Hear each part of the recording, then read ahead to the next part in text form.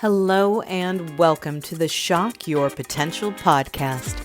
I am your host, Michael Sherlock. Each one of us holds great potential, and tapping into that potential is my passion and my mission. Shock Your Potential is a global leadership training company dedicated to creating positive, productive, and profitable workplaces. We develop, nurture, train, and guide leaders at all levels and at all points in their career. Through this podcast, I get to interview amazing leaders who are shocking their own potential and the potential of those around them. Learn more about us today at shockyourpotential.com and shockyourpotentialpodcast.com.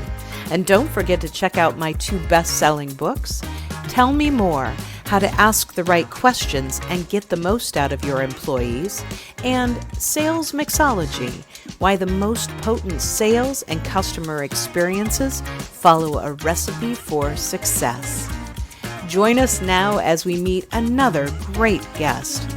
And don't forget, subscribe, rate, and like us today. Thank you for joining me on another episode of Shock Your Potential. And you know that, and for those of you who, follow frequently, you'll realize the backdrop is a little different. I decided it was time to change up my scenery. So we won't see certain things anymore, like my stairs, but you still might see the kitty cat come through. That's a new addition to our house. But my guest today is someone that I am totally excited about, fangirling over, and so honored that he said yes to being on the podcast. And I know for those of you who listen to me that you know how important mindfulness and meditation is for me and how much it's meant to me in my personal and professional life for the last 5 years. But this is a man who's not only a pioneer in how we can access these things, but he's really a pioneer in how we can access our own brains and the inner part of our beings to really capitalize on our full potential. So joining me today from far, far away in Portugal is my new friend. I'm just going to make sure that now you're my friend, Glenn, is Glenn Harrold. So Glenn, thank you so much for being with us today. You're welcome, Michael. It's my honor. And yeah, I'm down here in Lagos in Portugal, and it's a lovely part of the world. Very quiet at the moment, like everywhere is, but yeah, it's a beautiful part of the world. I'm actually very excited to go. My husband and I have been talking about the next places we wanted to go, and Portugal's on the list because I have some former colleagues that live there. And so we've been trying to get there for the last several years. It will happen. Planes will start flying again. They will. So Glenn, you have a really interesting background that we'll dive into a little bit, but you describe yourself as an author, a musician, and you are a clinical hypnotherapist. So that's an awful lot. And now from what I know of you and what you do, I understand how, especially the musician and the hypnotherapy part of this work together, especially listening to many of your recordings. But, tell us a little bit about how you got into this. Your backstory is very interesting. I think you had a real tough start to your life, but you've really used all those experiences to not only help yourself, but help other people. So tell us a little bit about your background. Yeah, it was a bit of an unconventional start in that when I was a kid, I grew up in a very dysfunctional household, and I used to run away from home. I used to get in lots of trouble. I ran with a bad gang. But the one salvation at that time was that I got into like a punk band to start with. I was like 16, and it kind of took me off the streets, and I found something that I absolutely loved.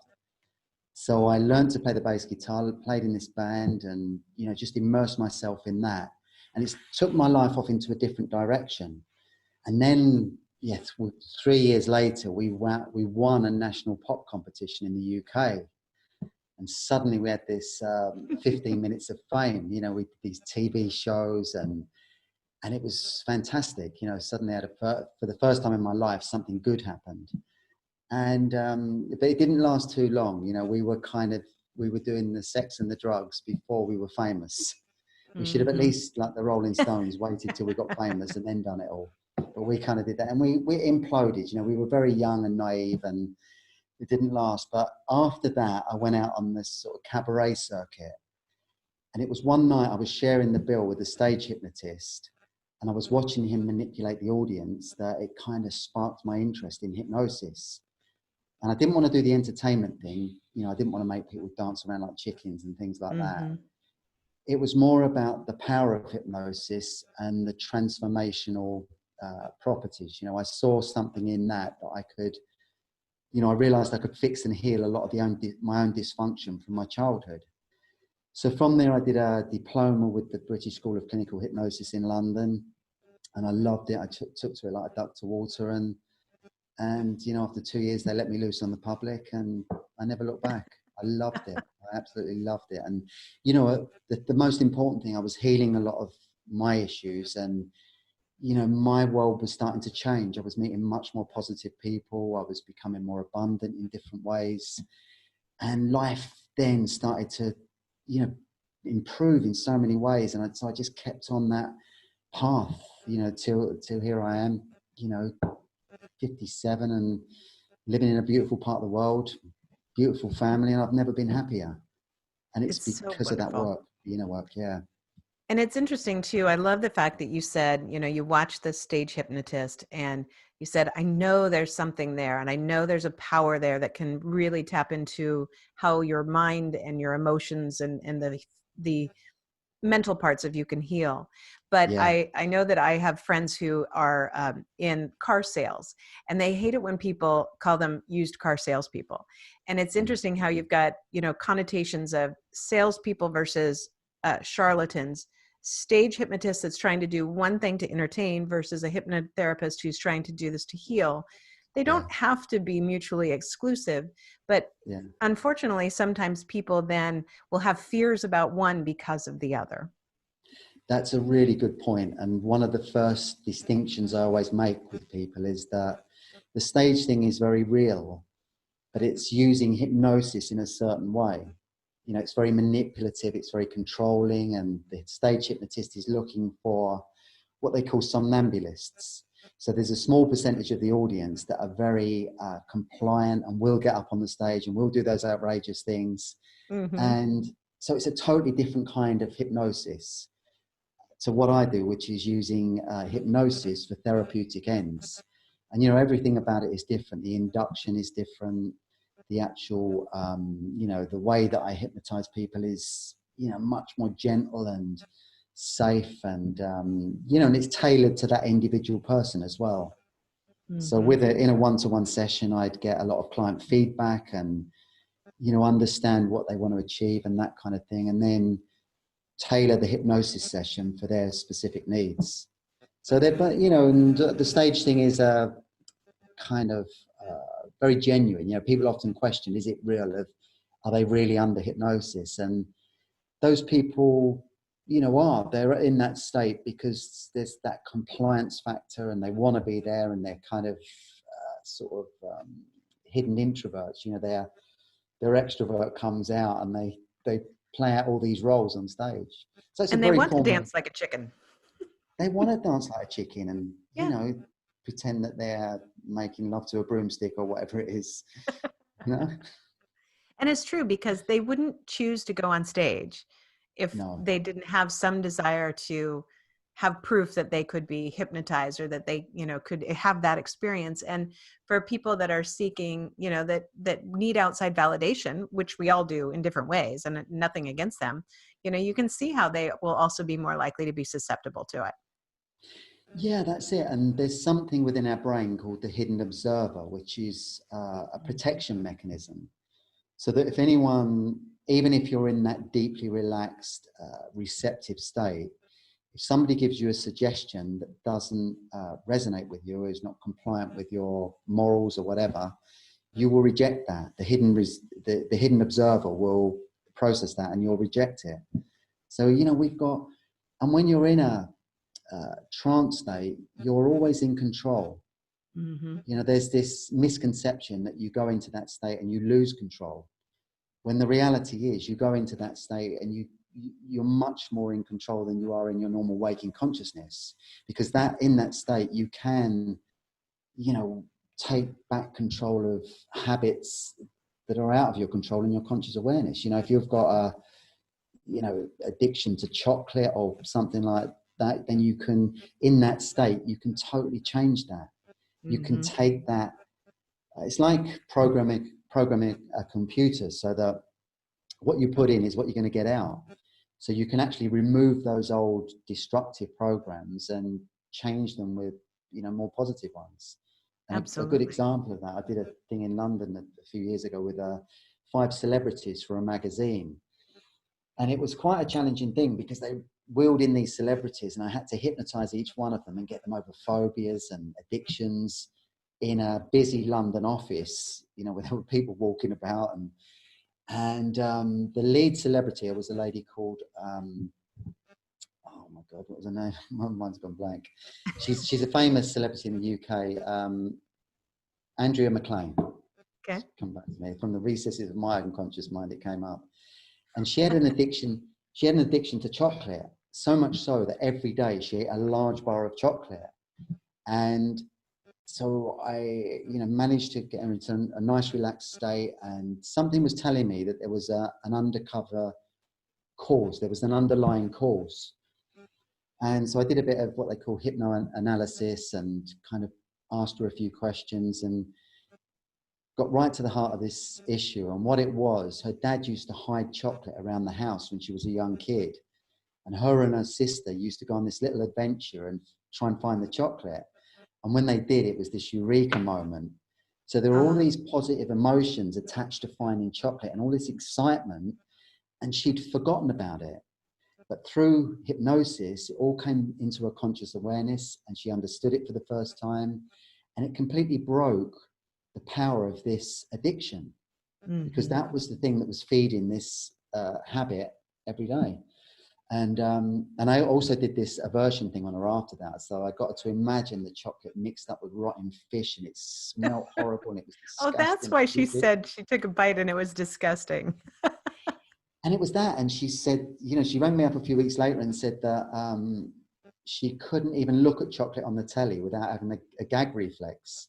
Wow. So she'd gone from being totally addicted to it to finding it nauseous in that one session. So, that's the power of it. When you hit the mark like that, you can change these lifelong patterns of behavior in an instant. And, and it's the same for everyone. We're all running on conditioned patterns of behavior.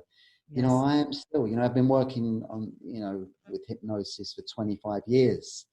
But there are still things I'm working on, new things come up. We're all a work in progress.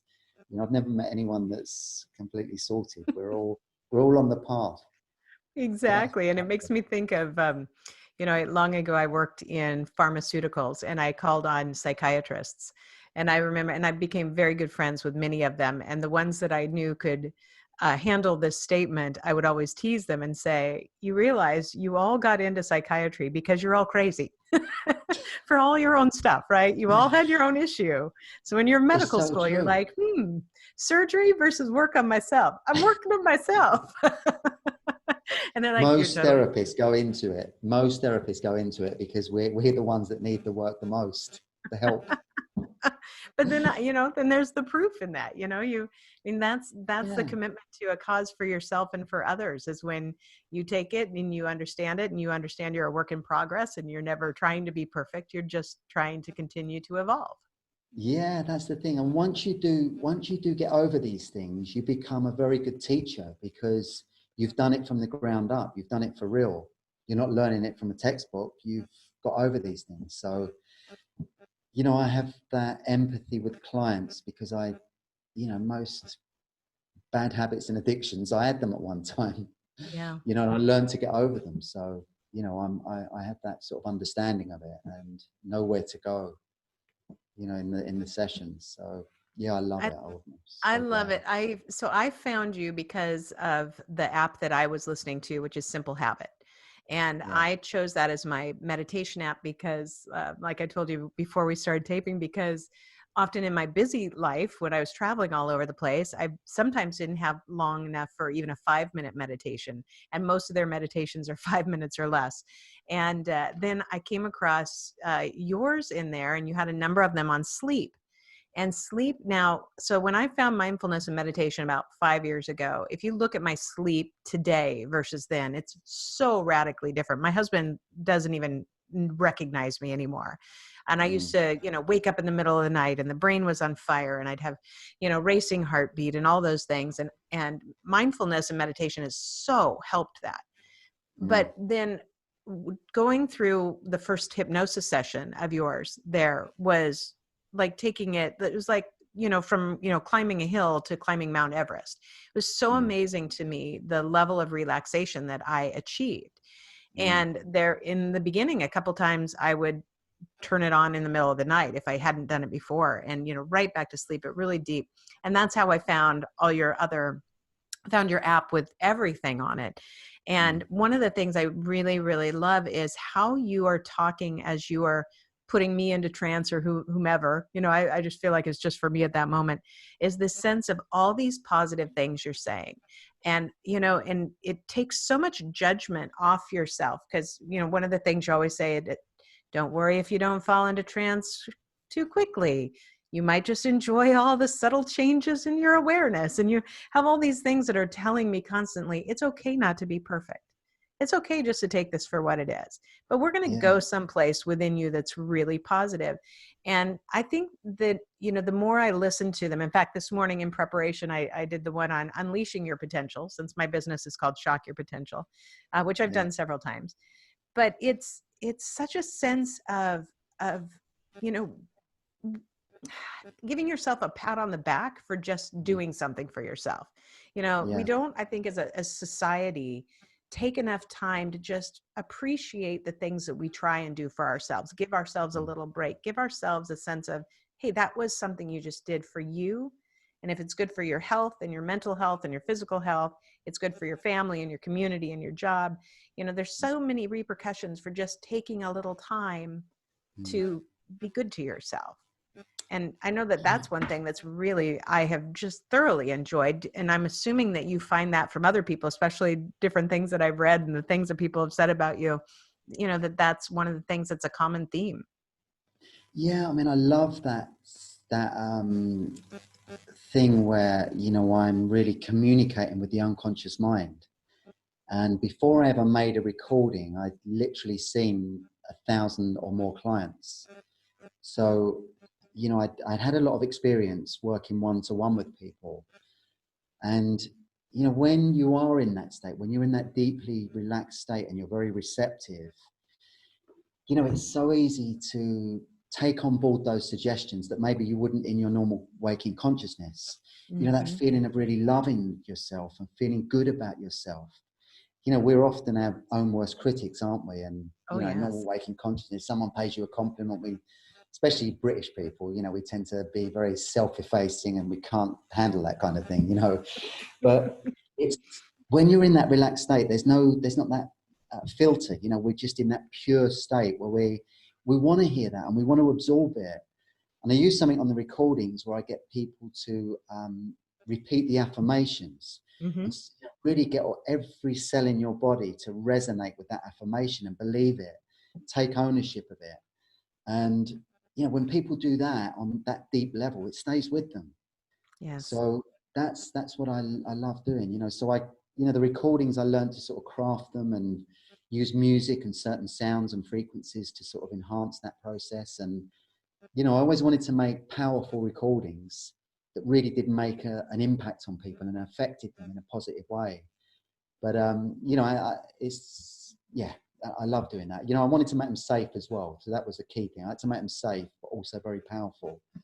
And that was it. The echoes. I'm looking at the moment. I found this technique where you can actually create 8-dimensional sound, Oh, and it's where you my. have headphones on, Right. but you hear the sounds in different parts of the hemisphere, and yeah, it's really interesting. You can hear it from above, you can hear it from below, and also 360 degrees. So I'm kind of just figuring out the technology to be able to do that. So I want the affirmations to then sort of really swirl around when you've got the headphones on, so they're sort of very trancy and trippy, and Mhm. you know, and you get lost in it. You know, that's the thing. It's got to be an enjoyable experience when you listen to the recordings.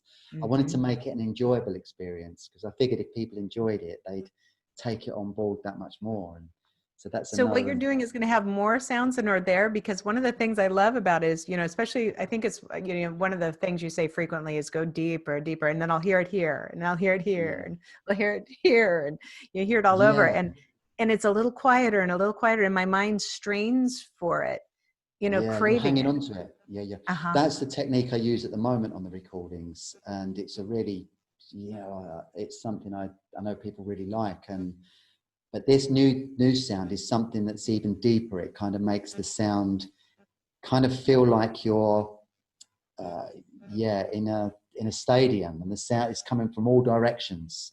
Wow. So I'm just looking into that. So I'm always looking to like improve on what I've got and go forward. You know, because I think it's probably my musician background. You know, whenever we wrote a song, it was always the best song ever. But then 2 months later, it wasn't. It was we needed to write a better one. So I've still got that going on. Exactly. Yeah, Well, I before when we're done, we'll have all of the links to all of your social media, obviously to your website. I know actually you have a download for my listeners and viewers, which is one of two different versions of your sleep hypnosis. I think one with an awake ending and one with a sleep ending. So we'll yeah, have all that for people to be able to do. yeah, How thinking about thinking about how if somebody asked you today, just out of the blue, they knew nothing about you, what you do or what difference that you make, how you help, people reach their potential. How do you describe that? How do you try and, make it compact so somebody who really doesn't know and understand and might not really be open to the concept of hypnotherapy, how do you help them see at least a glimmer of what it might mean for them? I think the thing that I like to give people is the belief that they can, fulfill their potential. Because, I, for one, was a kid that was kicked out of school when I was 15, no qualifications. The headmaster told me I was the worst kid he'd had in the school for 10 years. For a long time, I believed that. I believed I was a failure. I believed I was no good. When I got into my adult life, I completely bombed, because I had all of these beliefs. And, little by little, when I got into, hypnotherapy and meditation, and I got into other healing therapies as well that helped me, I turned all that around and achieved more than I could have ever believed back then.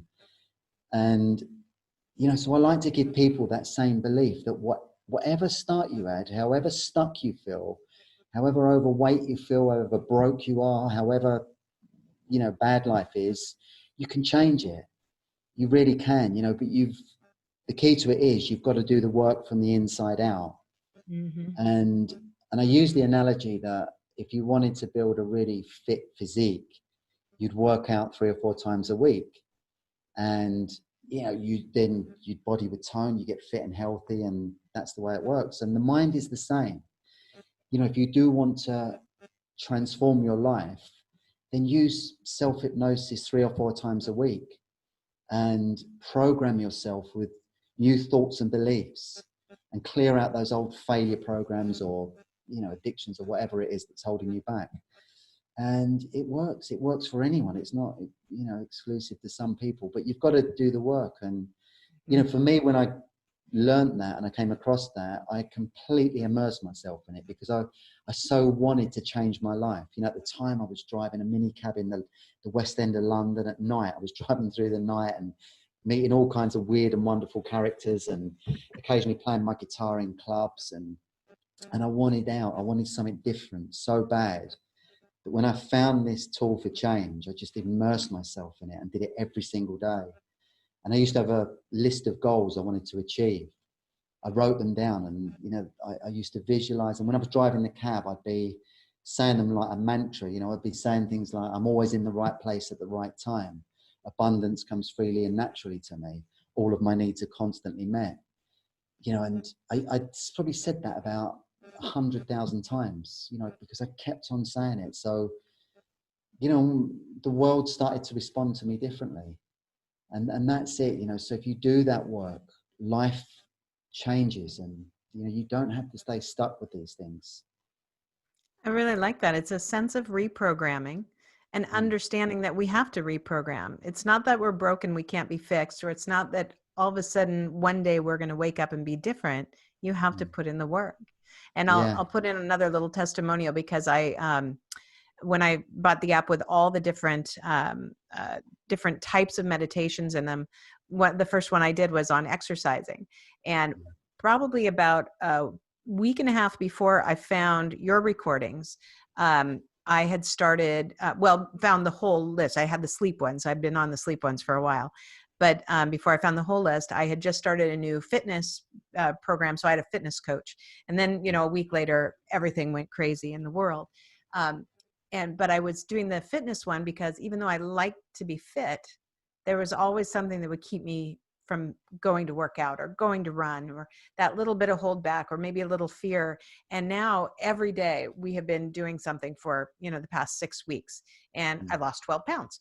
So now that also has to do with how I'm eating and how I'm working with the coach, but also sticking with it. So I would listen to the weight loss one. And it was just such a good reinforcement that I will put in good food in my body. When I put Yeah. good food in my body will feel better, and all Yeah. those subtle affirmations that are coming through the app at the same time when you're trying to do something that's life changing. It's not one's exclusive of the other, but working in tandem. I just Mm. feel fantastic. And it's to me, that's such a great reminder of just resetting your behaviors, resetting your patterns starts in your brain. And when you can Yeah. get your brain there, your body will follow. Exactly, that's it. And you can enjoy that process, so you can enjoy working out, you can enjoy eating healthily. Hmm. That's the thing. It's, when you program yourself from the inside out, these new habits become enjoyable. There's not hardship. When you think of dieting, there's so many negative Yeah. connotations and associations with that. So, don't think of these things as hardship. It's something that you're just changing your beliefs from the inside out and enjoying this whole process, this new life. It's so rewarding. It's like when and you actually, when you do this, when you eat healthily, when you exercise regularly, and when you think these positive thoughts, you raise your vibration, you raise your energy. And it's amazing how, that you then connect with positive people and positive opportunities. Things come to you easily and naturally because, you're actually vibrating at a different frequency. So yeah, That one is amazing too. The vibration raise your energy, and thinking, is that the one with the feather that you're uh imagine the feather that's brushing everything away? I can't remember what that one's in. I think so. Yeah. It's a long time. I've made so many recordings now and I forget what's in them because There's it's so one long where since you I made. imagine a feather and you're brushing off everything around you so that your vibration can, come through or That something. And I was might, like, oh my God, that's amazing. it might be a spiritual healing. Maybe Was so. it that?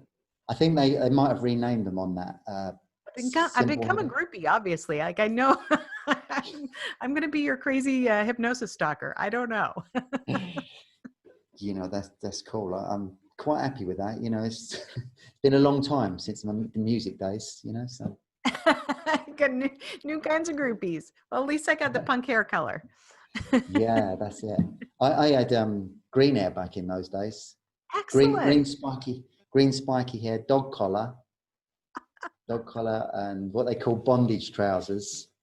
The Do you have those full. pictures on your website? I don't think I've seen those. Those Do you would know be what? really good. I can't. I've never been able to find any of my punk pictures because my Oh, parents virtually disowned me.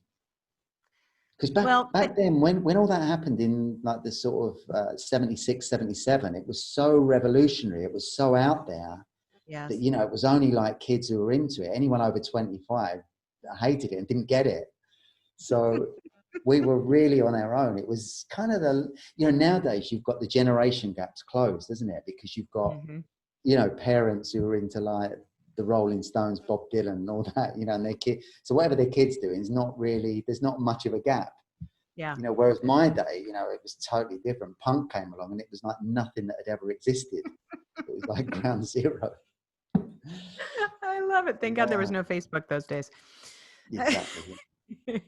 Well, Glenn, we're wrapping up. I have just really enjoyed this. So a couple questions that I always ask everybody is if you could go back at any point in time and talk to the younger Glenn and tell him anything that would have shocked his potential further and faster, gotten you to the same place, what kind of words of wisdom would you give him, Oh man, knowing that's a what you great know now? question. I mean, I would have told myself just to believe in yourself. You've got,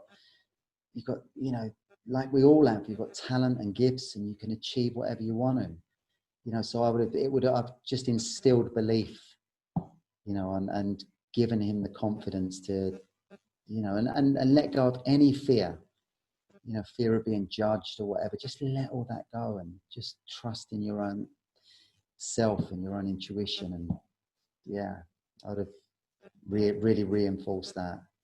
I love it. And it's amazing how many of my guests, no matter what the topic is, say something so similar. Just, Yeah. if we could all go back and tell ourselves just to relax a little bit and Well, what understand was it? that it can be fine. Oscar Wilde said, "Youth is wasted on the young." So true. And if I knew then what I know now, I honestly believe I'd have been a billionaire. Yeah, no kidding. No kidding. But anyway. Well, like I said, we'll have all of your social media links, but just for anybody who's listening and driving and, wants to search you out right now, and hopefully they won't be typing and driving, but, and don't do it whilst driving. I love it when you say that. And on no accounts do this whilst you are driving. Well, I still get people saying to this day, I was listening to you in my car, driving along. No, only if it's an interview, not a meditation. That's crazy. And I even had a radio station in London once, got hold of one of my recordings and was playing it on air. No. Yeah. That's not a good idea. Not a good idea. Not if you're going into a deep trance and you're, trotting down the motorway at 80 miles an hour. No kidding. Oh my goodness. So, but if somebody wants to find you, tell them the best ways for them to find you. So I'm on all social media, Instagram, Facebook, glennharrold.com. Those are the best ways. Perfect. And there's 2 R's in Harrold, just for everybody who is looking it up. So that's a little unusual on the US spelling, but don't want to have anybody miss it. That's it. And before we go, any last words of advice or pearls of wisdom? I think at the moment, it's a crazy time, isn't it? We're in a really crazy time. So I think, for me, I don't watch any news because, there's a lot of fear being put out by the news and, it can affect your thinking. So, I can still keep up to date with everything, on the internet. So, stay safe and, don't let the fear get hold of you. That's the thing, because if the fear gets hold of you, it lowers your vibration, you get stuck. And I've actually got a free recording on YouTube, and it's 396 hertz solfeggio meditation. And I put it up there especially for this time because Gregorian monks used to chant at that frequency to dispel fear. So it's a really good one. So the meditation is all about that, letting go of fear. It's a little bit, it's kind of very spiritual. So for those, of that mindset, it kind of takes you in that direction. And it's a good one for today. So let go of the fear, stay positive, stay in your own space, eat healthily, exercise regularly, and you'll be fine. Wonderful. Glenn, it has been such a pleasure. Thank you so very much for being my guest. Thank you, Michael. Thank you for joining us on another episode of Shock Your Potential. Please remember to subscribe, rate, and like our podcast. And for more information, find us at shockyourpotential.com and shockyourpotentialpodcast.com.